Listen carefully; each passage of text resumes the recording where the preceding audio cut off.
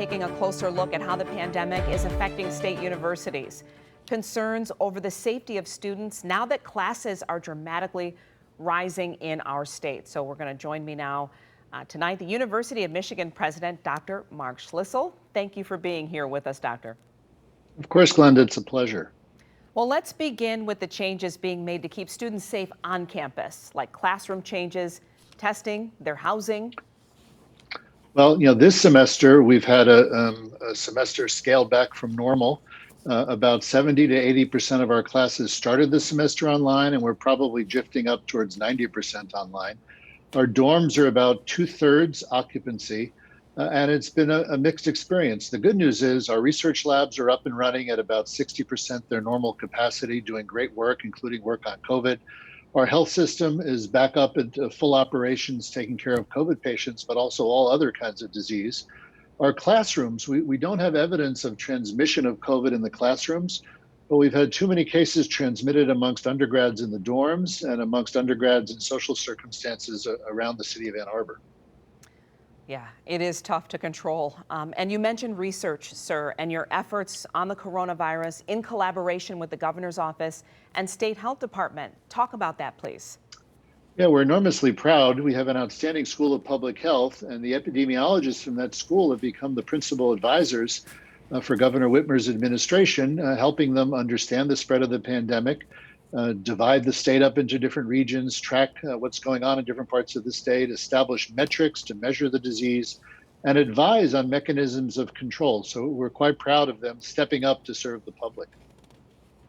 Personally, families and households have been hit hard, financially in particular, Dr. Schlissel. So what kind of financial impact is the pandemic having on the university?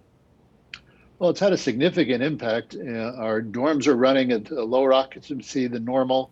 Our athletic department, we're not having spectators at our sporting events. That is a hit. The cost of COVID-19 testing and the other interventions we've had to do are all expensive. And we've also invested more money in financial aid because we didn't want the short-term economic impact of COVID in Michigan on our students and their families to force kids to drop out of school. So fortunately, the semester in that way has gone well. The students are staying in school. They're going to complete their classes. The last day of in-person instruction is next Friday. After that, there's a week off for Thanksgiving, and then the rest of the semester will be fully online. We'll give exams online, so the students will have made it through, a really challenging semester, but done well. And has this affected out-of-state enrollment? Actually, our enrollment this year at the undergraduate level was exactly on target, so it did not adversely affect undergraduate enrollment. Some of our graduate programs are down, particularly ones that have lots of international students. You can imagine both the difficulty of international travel and then the mixed messages that our students, international students, may be getting from the government about how difficult it is to get a visa and the challenges of being a non-citizen in the United States. So the university is part of the University Research Corridor with Michigan and Wayne State. What work is being done on COVID research there? Yeah, of course. So many things we're quite proud of. I guess most of all, we're a site of testing 2 of the vaccines that are in development, not the Pfizer vaccine, but 2 other good vaccine candidates. We're also testing a new treatment for COVID-19 that's gotten a lot of attention lately.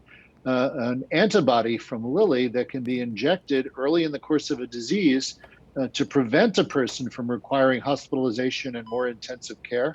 And then our research labs are screening for new drugs that might diminish the severity or prevent the illness.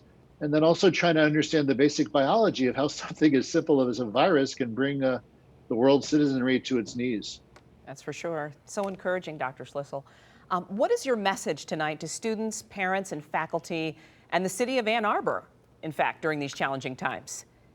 Yeah, there actually is cause for optimism, and your station covered and many others did. Very encouraging reports about a COVID-19 vaccine from Pfizer that's actually going to be manufactured in Western Michigan. So that's something of pride for our state.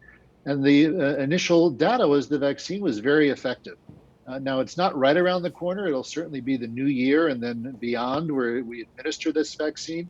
But the fact that there's going to be a preventive treatment available tells us that we've got to do everything possible right now to prevent unnecessary loss of life and debility from the virus. If we can just hang on a matter of months or perhaps into the summer or fall of next year, keep the spread of the disease in control, a vaccine will come and will prevent the illness and allow us to start getting back to normal. So you can sort of start seeing the horizon now, and I find that optimistic.